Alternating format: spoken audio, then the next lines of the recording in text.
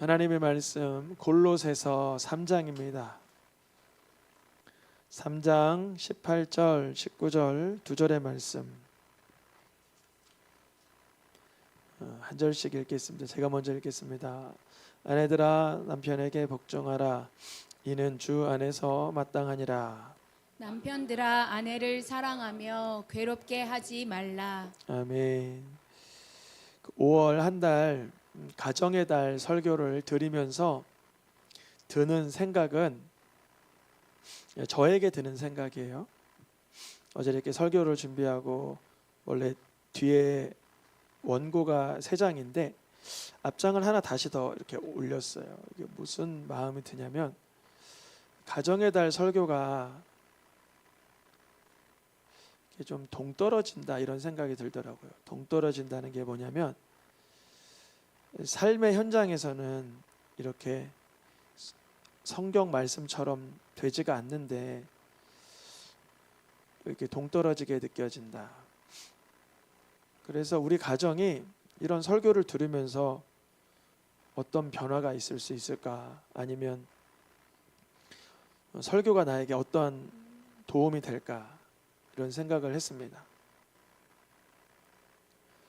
그래서 성경을 다시 이렇게 차츰 이렇게 묵상해 봤어요. 근데 이제 아담, 첫사람 아담부터 노아, 아브라함, 야곱, 다윗, 더 나아가서 예수님 가정까지 그 불협화음이 없는 가정이 하나도 없더라고요. 그래서 우리가 이제 거기서 좀 안정감을 누리면 좋겠어요. 안정감 뭐냐면 예수님 집도 불협화음이 있었습니다. 이렇게 인사 나누면 좋겠어요. 이게 무슨 의미인지 잘 모르시면 설명을 한번 다시 해드릴게요. 내가 가정의 달 설교라고 계속 듣는데 마음에 쌓이는 느낌은 부담감, 어떤 때는 또 절망감까지 와요.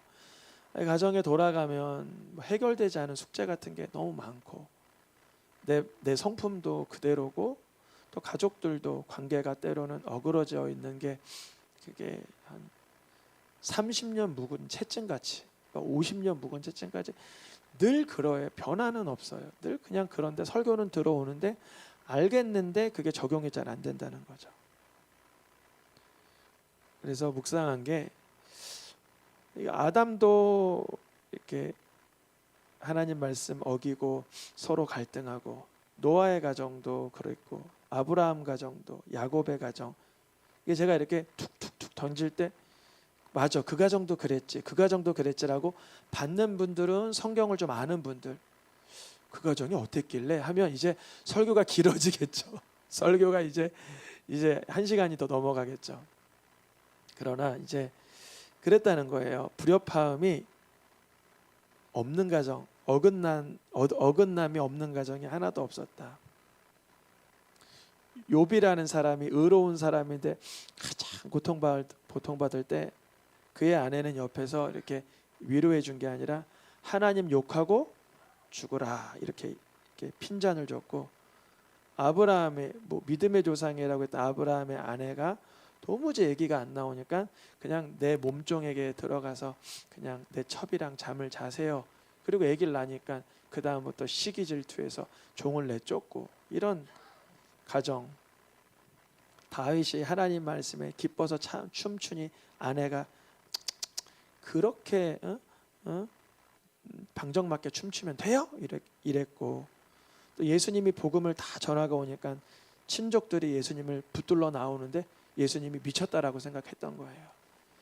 우리가 성경에서 가정의 상황들을 보면 가인의 범죄, 노아의 저주, 아브라함의 거짓말, 다윗의 살인, 예수님의 가족들의 비아냥 이런 걸 보면서 성경 어디에도 이렇게 편안한 가정이 없었다.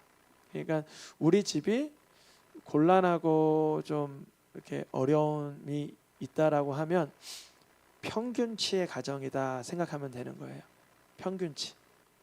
그렇다고 그거를 안심할 수는 없죠. 안심할 수는 없지만 이제 이 하나님 말씀을 우리가 이렇게 마주할 때 우리 가정만 유달리 그래 이런 관점을 버려도 괜찮아요. 내 남편만 그런 거야? 내 아내만 그런 거야? 내 자녀만 그래? 내 부모만 그러고 우리 집안만 이 모양이야? 이런 사단이 주는 내 가정만 유달리 우리만의 이야기가 아니라 이거는 전인류의 모든 역사입니다.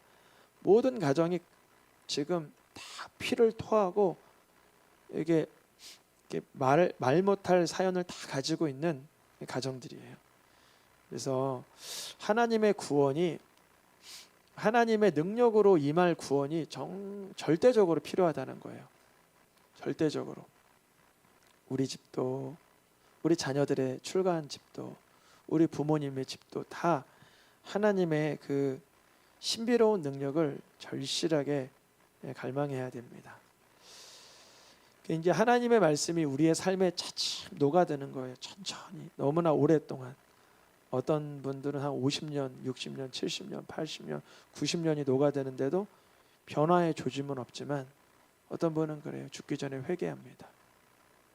그게 이제 90년 차오른 말씀의 능력이죠. 뭐 그럴 거면 예수를 왜 믿어? 아니요. 영혼의 구원이 훨씬 중요해서 그래요. 영혼의 구원이. 그런데 어떤 분은 90, 100세 요즘에 100세 인생이라니까 100세 돼서도 일어나겠지만 그 말씀의 녹아짐이 그 지속적인 복음의 메시지가 우리 가정의 죄악의 그 진원지 그 근원지를 파괴시키는 거예요. 복음의 능력이. 이 거대하고 위대한 일을 위해서 좀 시간이 걸릴 수 있고요. 때로는 내가 말씀 듣는 게 너무나 나랑 동떨어지는 느낌이 들을지라도 주여 그 말씀이 내 삶에 실현될 수 있도록 기적을 베풀어 주시옵소서. 그 말씀이 어떤 말씀인지 영적인 부모라는 말씀인지 하나님의 자녀라는 말씀인지 오늘 말씀의 제목을 보면 이렇게 되어 있죠. 복종과 사랑. 이번 주 목요일 날이 이제 부부의 날이에요. 이제 부부의 날을 맞이해서 복종과 사랑이라는 이 주제를 오늘 골로새서 3장 18절 19절에서 읽었습니다. 그래도 그나마 사랑이라는 단어는 아직 변질되긴 변질됐지만 그래도 사랑에 관련된 책은 정말 많아요. 몇만 권 될 거예요. 사랑에 관련된 책, 사랑이란 무엇인가 이런 책들은. 그런데 이 앞에 있는 단어 복종이라는 단어는 인간의 그 권력 욕구라는 그 사상 때문에 너무 부정적인 단어로 느껴져요. 복종이라는 말 자체가. 그래서 사랑이라는 책이 10,000권이면 복종에 관련된 책을 쓴 사람은 10명도 안 돼요. 특별히 기독교 서적에서 복종 관련된 책을 살면 순종이라는 책은 그나마 몇 권 되는데 복종이라는 책은 다루지도 않아요. 근데 우리가 오늘날 이렇게 안정감 있게 걸어다니고 삶을 살아가는 이유는 모든 만물이 하나님께 복종하고 있기 때문에 그래요. 모든 천체, 우주, 자연, 피조물이 하나님의 말씀에 완벽하게 복종해내고 있기 때문에 그렇습니다. 이제 하나님의 말씀에 유일하게 복종하지 않을 수 있는 그런 어떤 혜택은 아니지만 그런 제한서를 받은 사람이 우리 인간들이죠. 모든 피조물은 하나님의 말씀에 선택적으로 반응하지 않고 무조건적인 복종을 하죠. 모든 피조물들은. 우리 인간만은 하나님께서 거부할 만한 의지와 생각을 허락하셨어요. 그래서 세상 모든 만물은 하나님께 복종하며 그 하나님의 위엄과 사랑과 은혜와 조화와 질서를 경험하고 있지만 인간은 피조물 가운데 인간 고유의 창조의 목적을 벗어나 버려서 황폐하고 부패하게 되는 그런 일들이 발생하죠. 그래서 구원자는 어떤 사람이 구원자냐면 하나님 말씀에 어긋나게 사는데 다시금 하나님의 말씀에 접합시켜주는 분이 구원자인 거예요. 우리가 하나님의 말씀에 때로는 반기를 들고 때로는 반론을 제기하고 핑계를 대고 합리화시키고 잊어버리고 원망하는 우리 인생을 하나님의 말씀에 전적으로 접붙임해 줄 수 있는 그분이야말로 구원자예요. 그분이 바로 예수 그리스도이십니다. 그래서 창세기 49장 10절에서는 이게 이제 원시 복음인데 규가 어디를 떠나지 않아요? 유다 지파. 그러니까 유다 지파는 이스라엘 야곱의 12아들 중에 넷째인가요? 그럴 거예요. 넷째인가 그럴 거예요. 그 유다에게로부터 하나님의 그 다스리는 통치권을 가지고 올 분이 오는데 결국 그분이 오셔야만 복종이라는 걸 하게 된다는 거예요. 복종이라는 걸. 우리는 하나님께 복종하기가 굉장히 어려운 존재예요. 왜냐하면 우리의 남은 여력이 있기 때문에 하나님께 복종하기는 거의 이제 불가능하게 가까워요. 우리가 하나님 말씀에 복종한다. 근데요, 그 구원자가 오시면 우리가 하나님께로 복종할 수 있도록 잘 도와주신다는 거예요. 잘 도와주세요. 그러니까 예수님이 내 삶에 구원자로 오신다는 건 어떤 확대적인 의미가 있냐면, 저희가 기존에는 하나님의 말씀에 그렇게 신경 쓰지 않고 살았는데 이제는 하나님의 말씀이 매우 우리에게 간섭을 해주시고 긴밀하게 우리를 이렇게 경영하시고, 심지어 그 말씀에 내가 붙들려 살고 싶은 마음까지도 주시는 그분이 오신다는 거예요. 그분이 오시면 모든 백성은 복종하게 되는 일이 발생한다. 복종하게 되는. 하나님의 말씀에 첫사람이 복종 안 했잖아요. 아담과 하와가 그냥 반기를 들었잖아요. 저걸 먹어버리면 내가 하나님과 같이 되니까 내가 하나님 말씀에 범죄해버리라 그랬잖아요. 그리고 심지어 그의 아들 가인은 동생을 죽이며 자기를 좀 보호해달라 그리고. 그러니까 모든 인생들의 가정들은 하나님의 말씀에 귀 기울여 살지 못하고 내가 육이, 감정이, 내 생각이, 내 어떤 모든 기반이 원하는 대로 살아가요.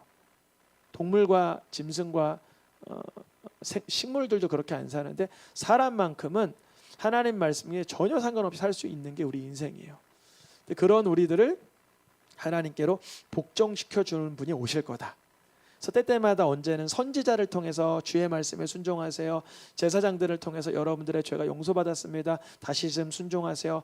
탁월한 왕과 사사들을 통해서 하나님 말씀에 따르세요. 이렇게 제안을 주지만 한계점이 발생하죠. 결국 누가 오셔야 되냐면 예수님이 오셔야죠. 예수님이 모든 죄악을 대신하여 십자가에 죽으심으로 그 사건을 통해서 사도행전 6장 7절에 보니까 누구까지도 복종하게 되냐면 사도행전 6장 7절입니다.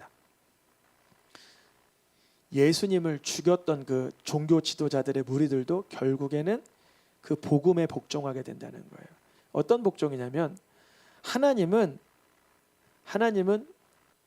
절대 저 예수의 저런 삶으로, 저 모습으로 구원자를 보내지 않았어. 그러던 사람들이었어요. 그런데 하나님의 말씀을 듣다가 자신이 죄인임을 깨닫고 예수님이 십자가에서 행하신 일이 나로 인함임을 발견한 제사장들이 이 도에 복종했다는 거예요. 우리가 성도님들이요, 말씀대로 못 사는 거 당연한 거예요. 저도 마찬가지고 말씀대로 못 사는 게 너무 그게 자연스러운 거예요. 그건 제일 자연스러운 거. 그런데 언제 우리가 그 복음에 복종하냐면 예수님의 사건이 내 속에 분명하게 번져질 때만 가능해요. 근데 그거를 뭐라고 하냐면 성경은 성령의 사건이라 그래요. 우리가 뭐라고 요구해야 되냐면 하나님께 주여, 주 말씀대로 사는 건 내게 불가능합니다. 거룩하게 사는 거, 경건하게 사는 거, 온유하게 사는 거, 정직하게 사는 거, 섬기며 사는 거, 자비롭게 사는 거, 하나님께 영광 올려드리면 사는 거, 지혜롭게 사는 거, 명철하게 사는 거, 복되게 사는 거 불가능합니다. 그러니 예수님의 십자가의 복음이 나로 위함임을 발견하게 해주시고 그 십자가의 복음이 내 속에 분명해지게 도와주시옵소서. 인생은요, 나의 유한함을 깨닫고, 그러니까 나의 한계를 깨닫고 예수님을 그리스도로 영접하는 게 최고의 그 비결인데, 세상에 수많은 이들, 무신론자, 유물론자, 다원주의자, 진화론자, 수많은 이들은 예수님을 고백하는 이 포인트에서 자꾸만 벗어나려고 해요. 그게 고린도후서 10장 5절에 이렇게 기록되어 있어요. 하나님을 알아뵙는 것에 계속 대적하는 거예요. 말씀에 대적하는 거예요. 그리고 자기가 높아지는 거예요. 교만하고 내가 오름과 나의 교만, 나의 아집, 나의 완악함을 계속 드러내는 거예요. 근데 결국은 이런 인생들은 어느 시점을 맞이하냐면 내가 높아지고 내가 아는 것을 잘난 그런 어떤 느낌으로 살았지만 하나님 앞에 그게 무절제한 것이며 쇳덩어리임을 발견하고는 내 생각과 감정과 삶의 가치관이 예수님께 복종하게 되는 그 순간이 와요. 그때 바로 거듭났다 그러는 거예요. 그때 거듭났다. 전에는 예수님을 믿어도 이렇게 선량하게 믿으면 되지, 종교심으로 믿으면 되지, 뭐 예수님 좋은 분이니까 종교생활 여러 가지 중에 하나 하면 되지, 이런 생각을 했는데, 그리스도에게 이제 복종하게 되는 단계는 언제 일어나냐면, 결국 이거를 뭐 우리가 뻔히 아는 사실이지만 내가 유한함을 진실하게 받아들여야 되는 거예요. 유한함, 오늘이라도 내일이라도 내 인생이 끝자락이 언제인지를 절대 알 수가 없다라는 걸 인정할 때, 유한함, 그리고 영혼의 심판, 내가 이 땅에 사는 행위와 행동과 실적과 업적을 주님은 지켜보고 계신다. 그거에 대한 결과를 심판하시는데, 생명책에 기록되지 않은 자들은 행위에 따라서 형벌을 받고, 생명책에 기록된 자들은 예수님의 이름으로 구원받지만 그의 예수님의 이름을 믿음으로 살아간 삶에 대한 상급을 주시죠. 상을 주시죠. 모든 생각을 살아가면서 예수 그리스도께 복종해 나가는 게 우리의 삶이죠. 그럼 예수님은 우리가 예수님께 복종하고 하나님께 복종한 걸 왜 그렇게 좋아하시나? 그게 가장 현명한 삶이고 능력이 때문에 예수님이 그러한 삶을 우리를 위해서 본을 보여주시면서 살으셨어요. 예수님이 빌립보서 2장 8절에 보니까 하나님께 순종하시기를 죽기까지 복종하셨다는 거예요. 어려운 순간이죠. 우리 성도님들도 하나님 말씀에 순종하는 영역이 있을 거예요. 당연히 뭐 순종하죠. 예배드리러 나오고 기도하고 또 복음을 전하고 헌신하고 또 경건하게 살고 말씀 보고, 이게 순종의 영역이죠. 근데 가끔은 죽기까지 싫은 하나님 말씀이 있다는 거예요. 내가 하기 싫은, 근데 그게 하나님께서 내게 요구하시는 것만 같은 때가 있어요. 그 말씀이. 근데 예수님이 하신 그거 부분은 십자가에 죽는 일이었죠. 십자가에 죽는 일은 사실 예수님이 할 일이 아니었죠. 죄인들이 죽을 자리죠. 예수님이 죄인을 대신하여 죽으셔야 하기 때문에 오셨기 때문에 거기에 죽으시는 것을 죽기까지 복종하셨다고 하는 거예요. 그럼 우리는 마찬가지죠. 예수님을 따라가기 위해서, 예수님을 그리스도로 따라가기 위해서는 자기를 부인하고, 내가 정말 죽기까지 싫다, 이거는. 어떤 분은 그래요. 물 좀 떠다 줘. 죽기까지 싫대요. 남편에게 물 하나 떠다 주는 건 죽기까지, 내 자존심이 허용을 안 한대요. 근데요, 여러분, 그거 있죠. 물 떠다 주는 그거. 하나님, 저는 그냥 간단한 예화를 드는 거예요. 뭐 대단한 예화를 들면 또 개별적으로 어떻게 느끼실지 몰라서 물 떠다 줘 그래요. 그러면 예수님이 나를 위해서 죽기까지 복종하신 게 뭔지, 그 물 떠가면서 그 컵에 눈물이 서리게 하실 수도 있어요. 그때 깨닫게 하세요. 복종이 뭔지를 우리는 사실은 알질 못해요. 저도 마찬가지고, 때로는 목사님 참 하나님 말씀에 순종하시네. 목사님은 기도하시고 성경 보시고 뭐 하나님의 뜻대로 하시겠지. 아니요. 그거는 저의 일상이 된 것뿐이에요. 저의 그냥 그 루틴일 뿐이에요. 그런데 때로는 언젠가 하나님께서 감각적으로 아주 중대한 문제에 관하여 너가 죽어야 된다라고 말씀하실 때, 그 죽는다는 건 내 자존심, 내 어떠한 성질, 내 가치관, 나의 어떠한 우선순위가 다 무너지고 주의 말씀에 내가 엎드려지는 거죠. 주님께서 십자가에서 죽으심으로 복종을 먼저 보여주시고 복종케 하시는 거예요.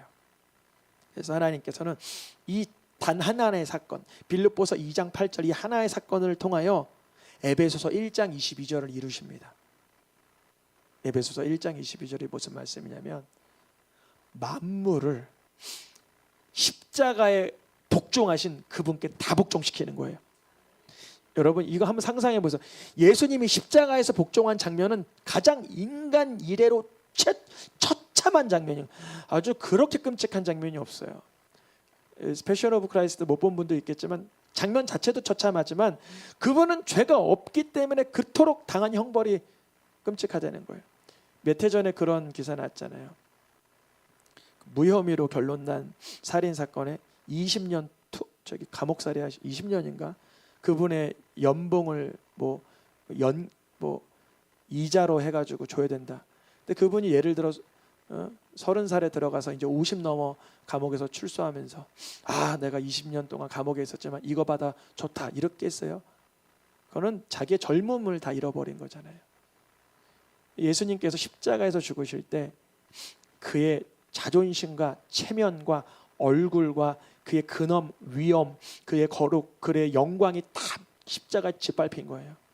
하나님께서 그 모습을 보시면서 전 인류는 예수 발 아래 엎드려야 되는 거예요. 그래서 천국 가려면 예수님 발 아래 엎드려야 되는 거예요. 십자가를 처참하게 지신 그분 앞에 엎드려지지 않은 인생은 구원받지 못한 거예요. 우리 간혹 이런 생각을 해요. 나 예수님 믿는다니까. 근데 그 발 아래 복종하는 건 뭔지를 몰라. 복음의 섭리인데 예수님이 날 위해서 십자가에서 처참하게 죽기까지 복종하심으로 날 구원하셨는데 그 복종에 대해서 관심이 없어. 그러면 내가 구원받은 자인지 심각하게 주님 앞에 애통하시길 축복합니다. 왜냐하면 영혼의 구원은 너무나 중요하기 때문에 그래요. 만물을 누구의 발 아래? 예수님의 발 아래, 십자가를 뚝뚝 흘리신 그분의 발 아래 복종하게 붙이시는 거예요. 그래서 그 예수님을 교회의 어디로? 머리로. 그럼 교회는 어디 위에? 만물 위에. 전 이 순서가 참 신기해요. 만물 위에 누가 있어요? 교회가 있고 교회 위에 예수님이 있는 거예요. 교회 위에 예수님이 있고 교회는 세상 밑에 들어가 있는 게 아니라 세상 위에서 빛을, 소금의 역할을, 영향력을 끼칠 우리들입니다. 그리고 나서 이 정도의 복음의 내용을 알고 나선 예배소서 5장 21절에서 뭐라 그러냐면 그리스도로 경외하는 자라면 서로 뭐하라? 복종하라. 복종하라는 게 서로 왜 하나님 말씀에 복종하고 주의 뜻에 복종하는 건 아는데 왜 서로 복종하라 그러지? 서로 우리는 요구하고 부탁하고 제의하고 때로는 명령하고 때로는 심각하게 하대하고 살아가요.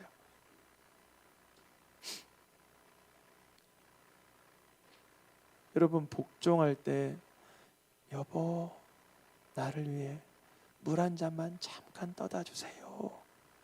그 제의를 받으면 그건 복종이에요? 그건 복종 아니죠. 그래서 좀 더 과격하게 물 좀 떠봐.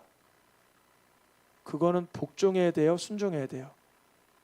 순종하기도 싫고 복종하기도 싫지만 그 영역은 점점 내가 죽어야 되는, 내가 죽어야만 할 수 있는 일. 사실 물 떠오는 건 무겁지 않잖아요. 이게 무게 때문에 못 가져가는 게 아니에요.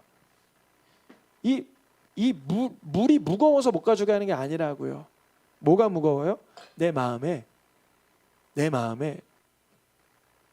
내가 가장 높아진 상태, 내가 그 누구보다 인정받고 존중받고 해야 되는 내 상태가 가장 높아진 상태가 되어서 예수님의 주되심은 상상하지도 못하는 상태, 복종이라는 것은 불가능하죠. 그때 예수 그리스도를 경외함으로만 뭐 할 수 있어요? 복종할 수 있는 거예요. 예수님을 경외하지 않으면요 복종이 아예 불가능해요. 예수님의 복종하신 그 사건이 내 속에 있어야만 그런 복종이 스타트할까 말까, 시작할까 말까 이 정도 되는 거지. 예수님의 그 십자가에 처참하게 자기를 죽이심으로 복종하신 사건이 내 속에 없으면 목사님 21세기 2026년 사는데 복종이 뭐예요? 순종이 뭐예요? 다른 거 설교해 주세요. 이러고 싶지 않으세요? 성경에 이게 나와 있잖아요. 이게 복음을 알아가는 과정이라 그러잖아요. 특별히 오늘 골로새서 3장 18절 말씀에 보면 피차 복종하는데 아내들아 남편에게 복종하기를 어떻게 복종하라 그래요? 죽게 복종하도록 하라 그래요. 그러면 죽게 하는 게 뭔지를 알아야 이게 가능한 거예요. 내가 예수님께 복종해봤나? 정말 예수님의 말씀에 내가 복종을 해봤나? 예수님은 선하신 분, 좋으신 분, 선한 목자, 나를 위해 자기를 희생하는 분이기 때문에 나를 내가 맨날 받을 분으로 말하았지 내가 죽게 정말 복종을 해봤나? 주 예수께서 하나님의 말씀에 십자가에 죽기까지 복종한 걸 내가 알긴 아나? 죽게 하듯 남편에게 복종하라 하는데 죽게 해본 적이 없으니 할 수도 없고 그게 뭔지를 모르는 거예요. 요즘 시대는 인간관계를 평등하게 하라 그래요. 수평관계, 대정. 그래서 회사에도 뭐 과장, 대리, 이사, 부장 이런 거 없이 뭐 이 이름을 뭐 그렇게 별칭이나 팀원의 이름을 부르잖아요. 그러니까 서로가 자기를 존중해 달라는 거예요. 이런 원리가 기본으로 깔려 있는 이 민주주의 시대의 복종, 수직관계, 종속관계, 불편한데 이게 뭐야? 성경이 뭐 이래? 근데 성경은요, 잘 한번 생각해 보세요. 순종과 복종을 악하다고 말하지 않아요. 좀 더 나아가 볼게요. 오히려 우리를 불순종의 아들들이라 그래요. 순종하는 기능 자체가 없다는 거예요. 어디에는 순종할 수 있는데 내 육의 욕구에는 다 순종이 돼요. 내가 순간 욱 하면 성질이 팍 나고, 내가 순간 확 뭔가 땡기면 그대로 몸이 따라가고, 내 육체의 욕구와 원하는 데는 순종이 잘 돼요. 그러나 영의 것, 하나님의 말씀에 관한 사안에서는 순종이 불가능한 죄인임을 인정하려는 거예요. 나의 머리로 이해가 되지 않아서 순종이 안 되는 게 아니라 사실은 전인격적으로 부패하기 때문에 순종 자체가 불가능한 거예요. 그러니 내 자아와 이해도, 생각과 관점이 아예 안 맞는데 때론 주님이 순종하기를 원하실 때가 있다면 죽게 하듯 할 수 있도록 예수님을 바라봐야 돼요. 예수님이 십자가에서 왜 죽으셨냐 여쭤보면 이거예요. 우리한테 순종하는 본을 조금 보여주시려고. 그래서 예수님이 순종하는 그 본을 우리에게 그 영양가를 이미 이렇게 칠해 주신 거예요. 우리가 예수님을 구주로 믿고도 말씀에 순종하고 서로 피차 순종하고 남편에게 복종하는 거 불가능할 때 주님이 어떻게 하셨는지를 봄으로 배울 수 있다는 거예요. 그래서 그때 정말 내 힘으로 되지 않는 순종을, 예수님 말씀을 죽기까지 순종하신 그 복종을 사실 그때 알게 돼요. 물 떠다 주면서 알아요. 물 떠온 하인은 알더라. 사실 제가 왜 자꾸 물물 그러냐면 이게 제일 쉬워서 그래요. 일상생활에서 일어나고 물 떠온 하인은 알더라. 신명기 1장 36절에도 순종하였은즉 볼 것이요. 참 어려워요. 근데 피차 쉽지는 않아요. 그러네요.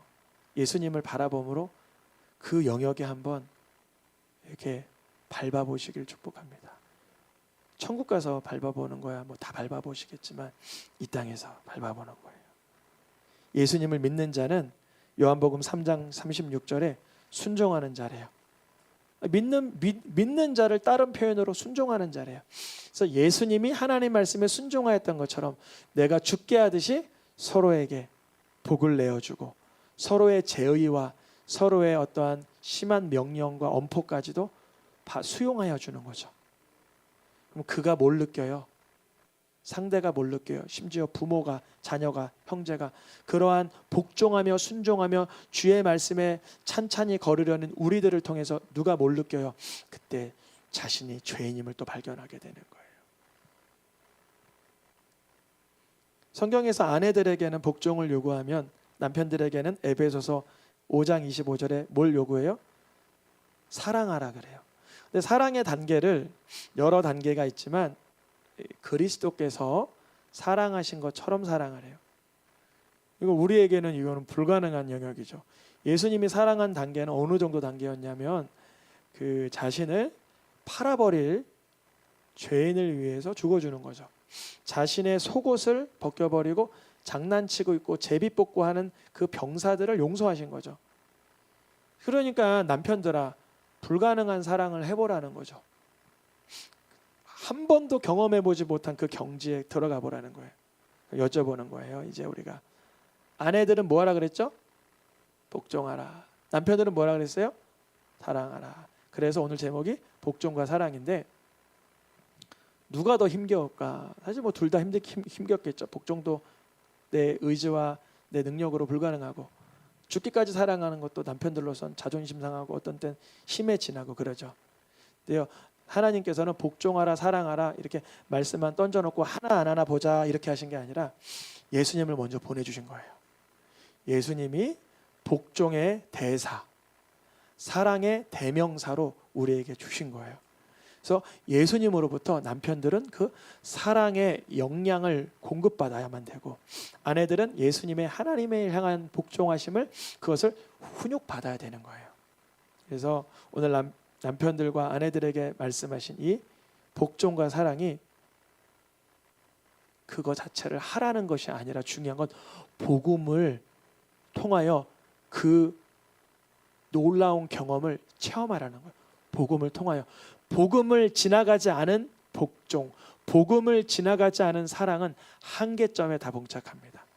결국 자기 의가 되거나 더 큰 교만이거나 더 큰 부딪힘을 발생시켜요. 내가 이토록 순종해줬건만, 내가 이토록 당신을 위해 복종해줬건만, 내가 당신을 위해 얼마나 사랑했는지 헌신했는 줄 알아? 결국 자기 의가 되는 거예요. 그 복종과 사랑을 끌어내는 능력이 예수께로 와야 되는 거예요. 그래서 만약에 아니 당신 이토록 나를 사랑해? 이렇게까지 나를 위해 복종해줘? 사실 나는 못하는데 예수님이 하나님 말씀에 복종하시는 거를 내게 보여주시니 참 감사하게 그게 되어지더라. 당신을 위한 사랑도 나의 힘과 감정으로는 불가능한 거 내가 알지만 예수님 봄으로 그 사랑이 흘러나오더라. 예수님 감사합니다. 또 내가 훼손당하고 배신당하고 이렇게 관계가 어그러질지라도 그 사람을 위해서 내가 원망과 손해볼 느낌이 아니라, 어떤 분은 그래요. 용서하세요, 사랑하세요, 복음이 선포되면 내가 왜요? 그 사람 용서하고 사랑해봐야 또 그럴 거예요. 맞아요. 용서하고 사랑해도 또 그럴 거예요. 근데 우리의 목적은 용서하고 사랑하는 이유가 또 그럴 건데 왜 그런 거죠? 왜 해야 되는 거예요? 예수님이 그 역량을 공급하면 그만큼만 하는 것뿐이에요. 예수님의 복음 안에 내가 또 주님의 복종과 사랑을 배웠다면, 누렸다면 그만큼만 실행할 뿐이에요. 그 사람이 용서를 받고 사랑을 받고 배려를 받아서 변화되는 것도 물론 중요하지만 그게 내 삶의 관점을 변동시키지는 못해요. 왜냐하면 근거가 당신이 아니라 예수 그리스도이니까. 저도 이제 제일 중요한 거 이제 가끔 말씀드려요. 부교육자 생활을 오래 했었어요. 십몇 년을 했기 때문에 부교육자 할 때마다 이제 물어보는 질문이 그거예요. 교회에서 괜찮아? 형편은 어때? 어떤 상황은 좋아? 이거 물어볼 때 상황과 조건과 형편 때문에 한다면 사역은 못해요. 세상 일은 어떠한 그거에 대한 보람과 보너스와 업적과 경력이 되죠. 목양과 특별히 부교육자 사역은요, 그게 업적이 되는 게 아니거든요. 그래서 그 질문을 받을 때마다 고민을 하면서 대답은 한결같았어요. 저 하나님 때문에 하는 거예요. 하나님이 하라 하신 것까지만 하면 되는 거예요. 그래서 형편과 상황이 저에게 그렇게 적법하지 않고 녹록하지 않아도 주를 위해서 하다가 주님이 그만해라 그러면 그만할 수 있는 거죠. 바로 그거예요. 복종과 사랑, 우리가 하기 다 어려운 분야예요. 남편에게, 아내에게 서로를 위해 순종하고 복종하고 제의를 심지어 가감없이 내 생명을 다 합쳐서 그를 이렇게 우대해 주는 게 얼마나 어려운 일이에요. 그러나 예수님이 나에게 한 거가 여기에 분명히 번져지면 그 에너지만큼 해낼 수 있는 거예요. 해낼 수 있는 거예요. 골로새서 3장 19절에 남편들아 사랑하면서 뭐 하지 말래요? 제가 저에게 제일 찔리는 말씀. 저는 애기 엄마 사랑하면서 때로는 괴롭게 할 때가 있더라고요. 말로, 어떠한 감정으로, 내 아이 태도로. 혹시 남편들 이거 공감하세요? 혹시 괴롭게 하면서도 괴롭게 하는 걸 모르시는 거 아니에요? 크게 한번 웃고 지나가죠. 우리 남편들, 저를 포함해서 저에게 하는 말이에요. 아내를 사랑하면서 괴롭게 하는 역량이 우리 안에 있어요. 우리는 케이크를 정성껏 준비하면서도 그 케이크에 이렇게 훼손시킬 수 있는 존재들이 우리들이에요. 그러니까 주님, 내가 사랑한다 하지만 나의 분노와 고집, 이기심, 거짓, 성화되지 못한 내 인품과 성격은 여전히 사랑한다 하지만 괴롭힐 수밖에 없는 내 이중적인 상태임을 인정하시길 축복합니다. 성경에서 오늘 마지막 말씀 3장 18절에 뭐라 그러냐면 행함과 진실함으로 하자. 6월 가정의 달 이런 말씀을 들으면 처음 초두에 말씀드린 것처럼 우리 가정이 변화될 수 있을까? 내가 성화될 수 있을까? 성숙될 수 있을까? 불가능합니다. 그러나 예수님의 그 십자가의 복음과 사랑이 우리 안에 분명하여질 때, 확신한 가운데 우리 마음속에 진입하게 될 때 우리의 가정과 자녀와 부모와 형제가 예수님의 그 사랑과 복종으로 회복되고 기적을 경험하게 하실 줄 믿습니다.